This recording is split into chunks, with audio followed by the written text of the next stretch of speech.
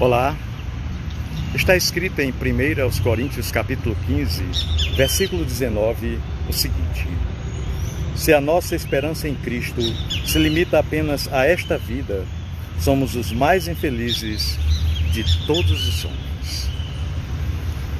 Meu irmão, minha irmã, este versículo é um daqueles que sempre provoca-me a pensar, não sobre o equívoco de esperar em Cristo somente para esta vida, mas também de esperar em Cristo somente para depois dessa vida. Os cristãos da igreja de Corinto estavam perdendo de vista a vida depois da morte. Há cristãos, e eu confesso ter estado entre eles por muito tempo, que perdem de vista a vida antes da morte. Foca apenas na vida pós-morte. Em nossa trajetória cristã, nós costumamos nutrir mais a esperança que nos aguarda depois da morte do que sobre a esperança que nos envolve enquanto estamos vivos, enquanto estamos aqui neste mundo. Talvez você também tenha sofrido desse maniqueísmo em sua fé, assim como eu. Não há dúvida de que há promessas de vida para serem conhecidas e experimentadas após a nossa partida deste mundo. A nossa fé aponta para um mundo vindouro, e isso é simplesmente maravilhoso. A vida não acaba na morte, ela recomeça na morte.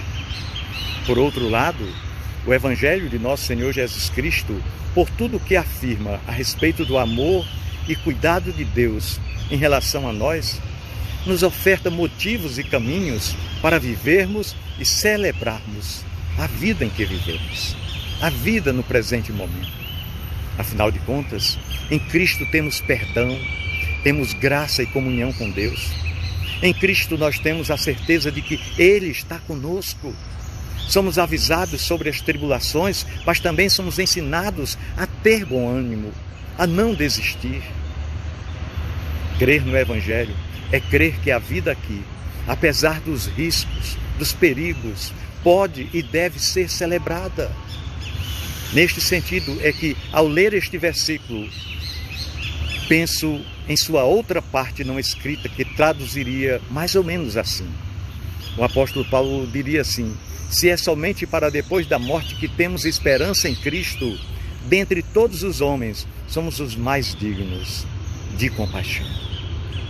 Pois é, estaremos abrindo mão do sentido de existirmos nesse mundo, perdendo de vista as maravilhas que Deus criou para a nossa alegria e talvez o mais grave, ignorando que podemos e devemos viver de tal maneira que a vida aqui na terra corresponda mais aos propósitos do nosso Criador. Pois é, Deus nos deu seu Espírito para nos guiar em toda a verdade, para que possamos viver e celebrar a vida em comunhão com o nosso Pai Celestial.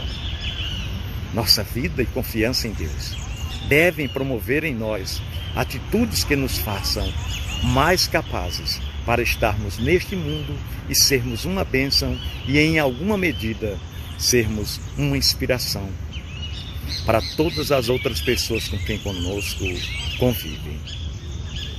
Nós podemos contribuir com a história uns dos outros, podemos ajudar quem precisa, podemos celebrar a beleza e desfrutar do conhecimento que nos é possível, podemos fazer amigos, podemos testemunhar com palavras e, sobretudo, com vida. A vida eterna, está em João 17,3, disse Jesus, é conhecer a Deus e a Cristo. A vida eterna começa aqui na terra, na medida em que nós experimentamos ou experienciamos e celebramos a presença e o cuidado de Deus conosco. É maravilhoso, não é? No mundo que jaz nas trevas da morte, raiou a luz da vida na vinda de nosso Senhor Jesus Cristo até nós. Portanto, que vivamos o lado terreno da vida eterna e que vivamos como pessoas cheias de vida, apesar das circunstâncias adversas dessa vida. E que tudo isso possam honrar o nosso Pai Celeste e possa proclamar a maravilhosa notícia de que a vida está ofertada a todos os seres humanos. Deus abençoe sua vida, meu querido irmão. Deus abençoe, guarde e proteja de todo mal a sua família. Um grande abraço.